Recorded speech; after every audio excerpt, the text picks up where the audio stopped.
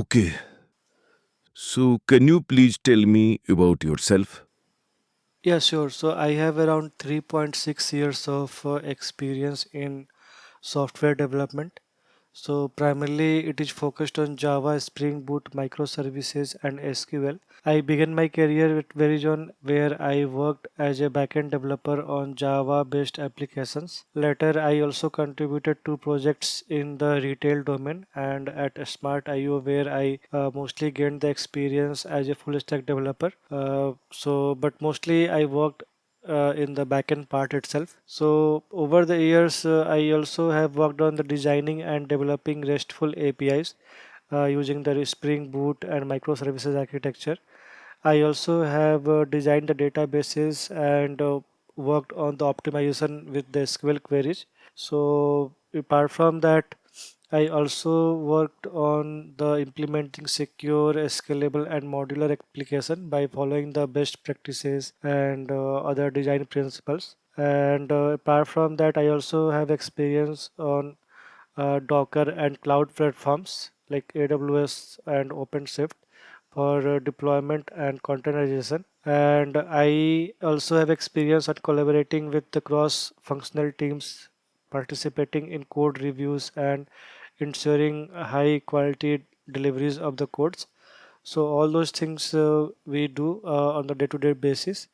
So basically, my basic core strength is in backend development with Java and Spring Boot, and I am also having the experience in full stack developer, like in the front end side also a little bit, and SQLs also. So yeah, so this is what is about me and my experience. Okay, so you have done the mentoring and team leading as well.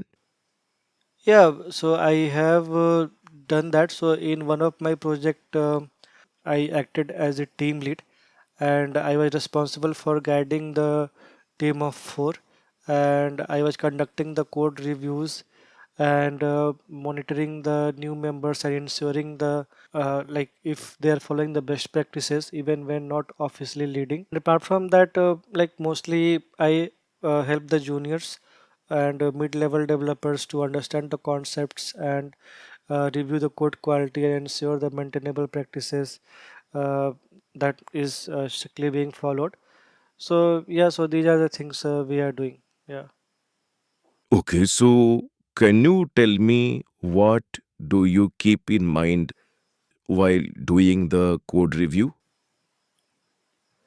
Yeah, while doing the code review, like mostly I see if the code is clean and it is kind of well structured. I also see whether the logic meets the business requirement and whatever the variables, class names, method names they have given, that is appropriate. And also I ensure that the team is following the solid principles and like proper naming conventions. And also like I try to identify if any unnecessary loops or queries or like heavy computation that could be optimized. So those things I see. I also apart from that, like for the security purpose, I see if like validating that sensitive data is being handled properly and APIs are secured and no vulnerable objects are there. So yeah, so like these are the things mostly I check whether the developers has followed or not. Okay, okay, good. Okay, now let's say a situation when you handle the situation where a junior developers disagree with your code review or the comments. So what do you do at that point of time? Yeah, so I take it like a kind of collaborative discussion. So there might be the chances that other developers also may be correct. So for that, I think it is required to have the fruitful and positive discussion among us.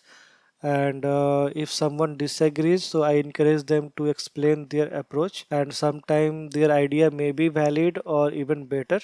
So if my suggestion is necessary due to standards or performance security region. I explain it with example and tell them that why my approach is better. Otherwise, if there is approach is better, then we can go with their approach.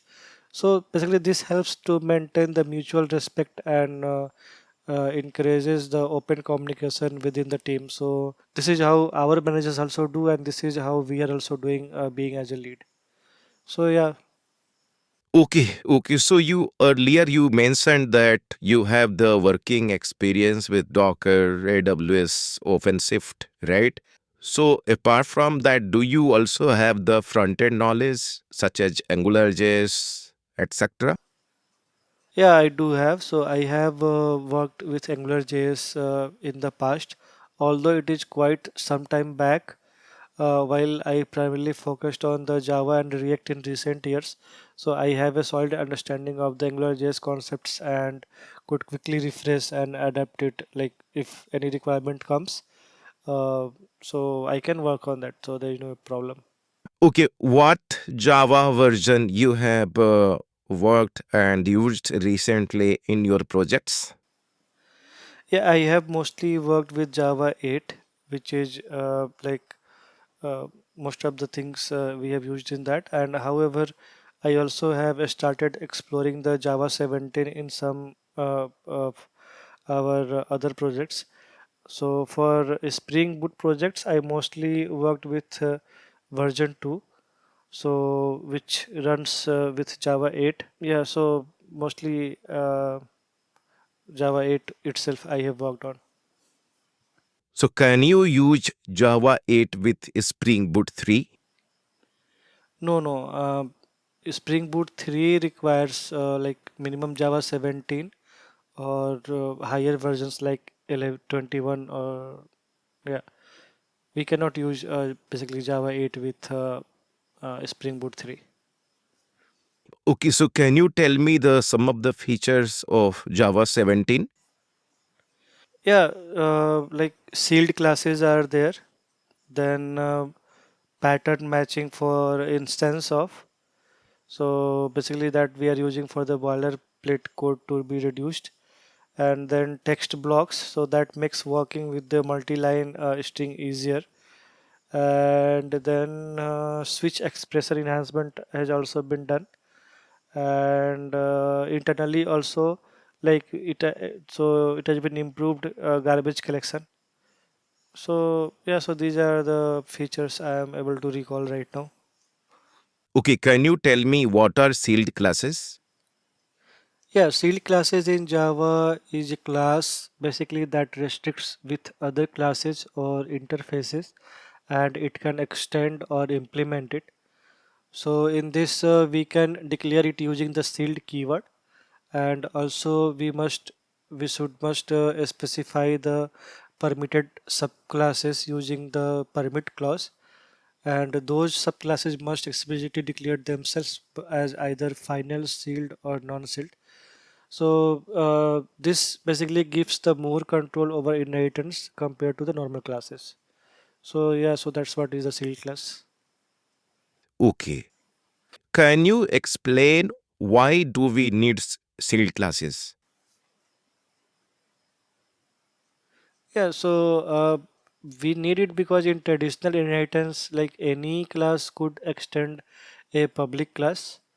So unless it is marked as final, so that is well known. So basically, here in this way, it is a problem because whenever suppose we are opening any class to be extended, so that could lead to uncontrolled extension. So that makes the code harder to maintain, and uh, it is difficult to maintain it basically. So with sealed classes, we can limit the extension only to a known set of class like subclasses. So that is the main advantage. So not all the classes could be able to extend it. So that ensures the more predictable class in hierarchies and better design. So that's what uh, the I mean that is why we need the sealed classes. Okay, so you also told Java 17 feature with respect to instance of. So can you explain what is the change with that? Yeah, so in Java 17, now we can use the pattern matching with instance of to reduce the boilerplate code. So before Java 8, we had like suppose if any object is there and we are saying instance of string, let's say. So again, suppose if we want to take the length of that object, then we have to cast explicitly cast that object to string, and then we can further get the length of that. Now in Java 17, we can just say like object instance of string s. Simply we can give the that s variable like that, and then we can just say like s dot length. So we don't have to explicitly cast it, so there is no need to do the any kind of manual casting. So it is kind of more cleaner, safer, and it avoids the redundant type casting. So yeah, so that is what is the pattern matching for instance of. Okay, coming to Java 8, can you tell me the difference between find first and find any in streams? Yeah, find first is that returns the first element in the stream, and find any that returns the any element from the stream. So, like in sequential streams, both may behave the same, but in parallel stream, find any is more optimized for the performance. And what is the difference between map and flat map? Yeah, map basically that transform each element into another object, like kind of one-to-one mapping. And flat map, it flattens the multiple stream into one-to-many. So, for example, let's say we have the like list of, and then we again inside that we have nested list of, and then we have one two, and then one more we have nested list of three four. So if we want to flatten this nested thing, so we can just like say dot flat map, and then we can just say for each, so it will flatten it and all will be like printed out together 1 2 3 4. But if we're using map, then it will be the nestedly it will be there, and uh, it won't be flattened, so it will be nestedly added. So yeah. Okay, can you tell me what is stream and parallel stream? Yeah, a stream that runs sequentially on a single thread, and a parallel stream runs in a parallel using the fork join pool. So the work gets split into multiple tasks, so which are processed concurrently. Yeah.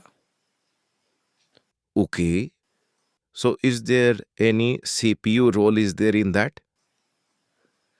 Yeah, the CPU core basically plays a big role in this. So in a stream, like only one CPU core is utilized, so that is single threaded. And in parallel stream, that work is divided across the multiple CPU cores. So it is kind of multi-threaded. So it is depending on the available cores in the current system. So for example, on a quad core CPU, a parallel stream can use up to four threads by default, like one per core, and basically this can lead to significant performance gains for larger data sets. So CPU intensive operations can also be done on the like faster in the quad core CPUs. So yeah. Okay, so why can't we use parallel stream itself always? So why we are even using the normal stream? No, we don't always use parallel stream because it is not guaranteed to be faster. So it introduces thread splitting and merging overhead. So for a small data sets, it can actually be slower than the normal stream. So it's best suited for the CPU intensive task or large datasets where the multiple cores can be efficiently utilized. So for IO bound operations, a task that require maintaining the strict order, or cases involving shared mutable state. So parallel stream can lead to like inefficiency or even concurrency issue. So that's why I generally prefer like sequential stream by default, and use parallel stream only when the workload and the environment clearly justify it that a parallel stream will be the faster in those scenarios. So only then we can go for the parallel stream. Okay, can you tell me what is method overriding in Java? Yeah, method overriding occurs when a subclass provides its own implementation of a method that is already defined in its parent class. So the method signature must remain the same. So basically the name and parameters should be same, but the implementation can be differ. So this basically allows the runtime polymorphism. For example, if a parent class has a display method and the child class can override it to provide its own version of the display. So interfaces also use this concept when the classes provide the custom implementation for declared methods. So yeah, so this is what is the method overriding. And what about the encapsulation? Can you explain? Yeah, encapsulation is the process of binding variables and methods like data and behavior basically into a single unit, and it ensures controlled access to data by using access modifiers like private, public, and protected and all, and also the getter setter methods. So for example, if an employee class attributes like name and salary can be private, while methods like get salary provide the controlled access, so that can be the kind of a public. So we will have the getters and setters. So in runtime, when we create an object using the new keyword, so all variables and methods of the class get encapsulated within the object instance. So static variables or methods are encapsulated at the class level in the memory. So yeah, so that is what is the encapsulation in Java. Okay, so can we achieve encapsulation without getters and setters? Yeah, uh, technically yes. So simply by making the variables private, we are encapsulating them basically. But without getters and setters, external classes becomes like kind of impossible, which may not be uh, practical. So in real world applications, encapsulation typically involves controller like controlled exposure through the methods. So the getters and setters are required. But yeah, if we just for if it is possible or not, this concept can be added or not. Without that, so yes, that can be added. Okay, so can you also explain me how does encapsulation improve security and maintainability? Yeah, it improves security because it prevents any external classes from putting objects in invalid state. So for example, let's say we have a bank account class, and we can ensure the balance never goes to negative by violating the withdraw method. So rather than allowing direct field access, so we are providing getters and setters, and there we might write the logic like it never gets to negative. So that is how we are securing it. And if requirement change later, so we can update the logic inside the class without breaking the client code. So that is how we can do it. And getters and setters, that is how it also helps to improve the security and maintainability. Okay, can you tell me what is abstraction in Java? Yeah, abstraction is the concept of hiding the implementation detail and exposing only the essential features to the user. So in Java, abstraction is achieved through the abstract classes and interfaces. So interface is kind of, we can say, like uh, achieving the 100% abstraction, and abstract classes we can use for the partial abstraction. So for example, when we use any, let's say, list interface, okay, so then we don't care about whether it is implemented as array list or linked list or whatever. So we just use the methods whatever has been exposed. So that basically allows the flexibility, reusability, and easier maintenance. So abstraction is essentially the opposite of encapsulation, we can say.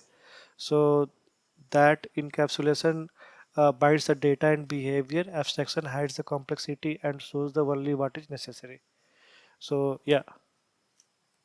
Okay, can you tell me if the abstraction can be achieved using abstract classes and interfaces only? Or can we achieve it without abstract classes or interfaces? Yeah, with some extent, we can achieve abstraction without using abstract classes or interfaces. So even concrete methods can hide implementation details by exposing only a high-level APIs. So for example, the collection.sort when we say, so in this the method hides the internal sorting algorithm, right? So the user doesn't need to know whether it used quick sort or merge sort or whatever the algorithm is there. So user don't know it and then don't need to know it. But in Java's strict object-oriented principle sense, abstract classes and interfaces are the primary tools. Yeah. Okay, so what are the design patterns you are aware of? Yeah, I am aware of a singleton factory, abstract factory, then builder, then adapter, and then proxy. So yeah, so these are the design patterns I am aware of. Okay, can you explain the abstract factory design pattern? Yeah, abstract factory is a creational design pattern, so that provides an interface for creating families of related objects without specifying their concrete classes. So for example, let's suppose we have a class A, B, and C. So instead of instantiating them directly, we define an object abstract factory interface with methods like get A, get B, and get C. So a factory class then implements these methods and provides instance of the A, B, or C. So that is how we can achieve it. So this approach basically helps in creating objects in a consistent way and makes the system more flexible and scalable when adding new products families. Yeah. Okay. Okay, so in Spring Boot, how would you create a project from scratch? Yeah, so there are multiple ways to create a Spring Boot project from scratch. So the most common way is to using a Spring initializer. So we have one URL like spring.io. So there we can select the Spring Boot version, Java version, and dependencies uh, like whatever Spring Web, JPA, Logbook, security, and all we can just select, and it will generate a ready to use project with pom.xml or build.gradle what based on whatever we selected, either Maven or Ant or whatever we selected.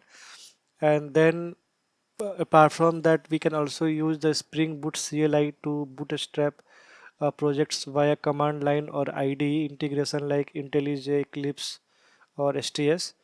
So that internally uses initializer. For advanced setups, we can use manually create a Maven Gradle project and add the Spring Boot starter dependencies.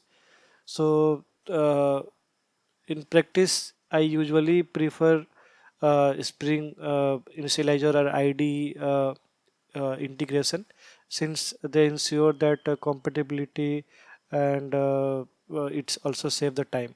So yeah, so that is how we can generate and we can do it. Yeah.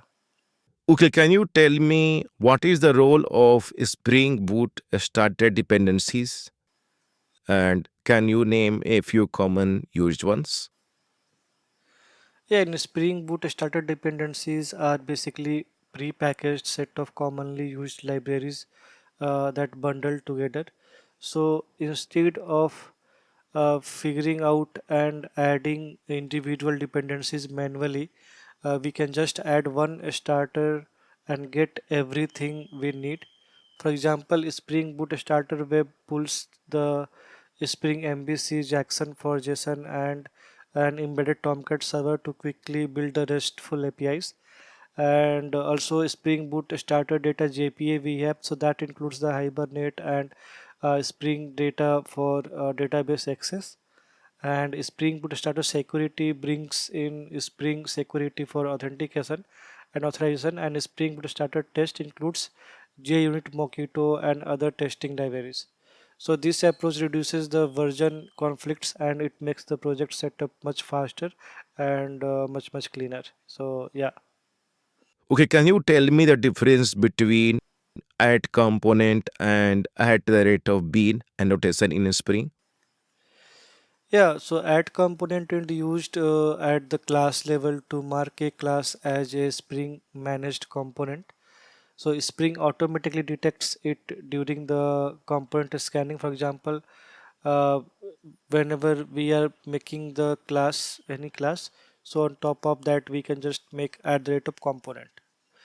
Now coming to add the rate of bean, so it is used at the method level inside the configuration class. Add configuration annotation we use for that to explicitly declare and return a bean example. So yeah, so we can use add rate of bean annotation for that.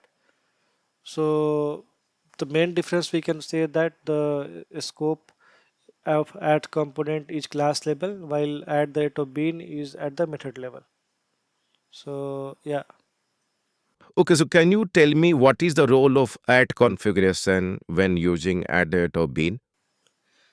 Yeah, in Spring, add configuration is used to indicate that a class contains one or more bean methods and should be processed by the Spring container to generate and manage those beans.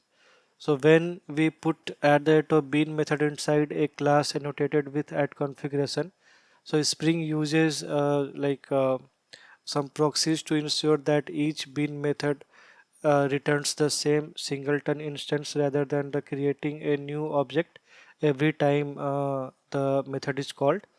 So without add configuration, the method may behave like regular Java methods and return new instances.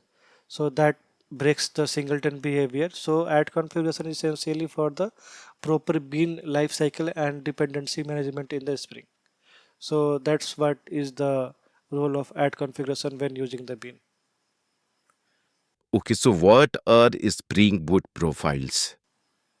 Yeah, profiles in Spring Boot let us define different configurations for different environments like dev, test, or production. So, for example, we might have a dev database locally and a different one in production. So, by activating a profile with like we can say spring.profiles.active equal to we can just mention like dev, and Spring Boot will load the matching configuration files or beans. So that is how we can use the profiles. And how does Spring Boot handles the embedded server? Yeah, Spring Boot includes embedded server like Tomcat or other like JT and all. So that means that we don't need to deploy var to an external container. So we don't have to separately include this Tomcat server and all. So instead, your application runs at a standalone jar with a embedded server like making it easier to run and deploy. So yeah, so that is how Spring Boot handles the embedded server. Okay, can you tell me what are microservices and how are they different from monolithic applications? Yeah, microservices are an architectural style where an application is broken down into a small independent services that focuses on a single business function and communicates via APIs, usually through the REST or messaging. So, unlike monolithic applications where all modules are tightly coupled and are deployed together, microservices can be developed, deployed, and scaled independently. So that's make it more flexible and resilient. So yeah, so that is why we are using the microservices mostly right now. Okay, so are we using microservices mostly? So should we always use microservices? No, not always. Like it depends mostly on the business needs and team size and system complexity.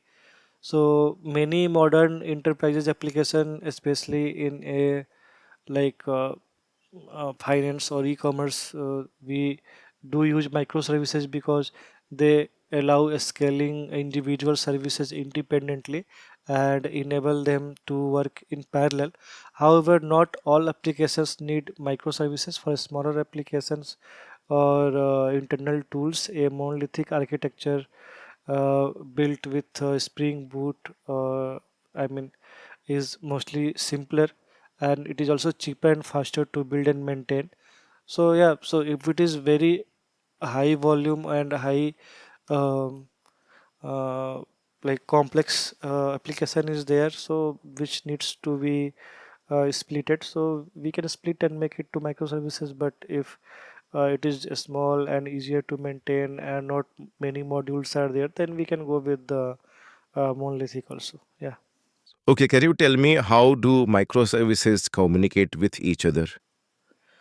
Yeah, microservices communicate with primarily using the synchronous protocols like REST or gRCP, and also asynchronous protocols like messaging queues or like Kafka, RabbitMQ, and all.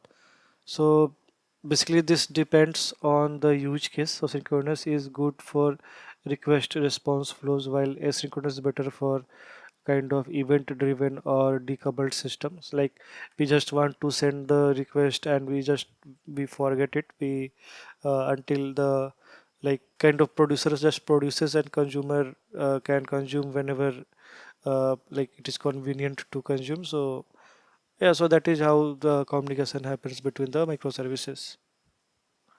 And what is discovery service in microservices? Yeah, service discovery allows like microservices to dynamically find and communicate with each other without hard coding addresses. So tools like Netflix, Eureka, and Console, or like Kubernetes service discovery, like that keep track of available services and their location. So services can scale up or down without breaking the communication. So that is what is the service discovery. Yeah.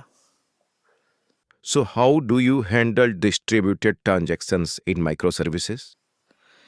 Yeah, since microservices often have their own databases, so distributed transactions are handled using the patterns like Saga or like two-phase commit. So Saga is more common where a sequence of a local transactions across services is coordinated using events or a central orchestrator, and compensating actions are triggered if any step fails. So yeah, so that is how we handle it. Yeah. And how do you handle security in microservices? Yeah, security in microservices usually follows the API gateway pattern where authentication and authorization are centralized. So each service trusts the token issued by a common identity provider like Keycloak and all. So that ensures the secure, stateless, and communication across the services. So yeah.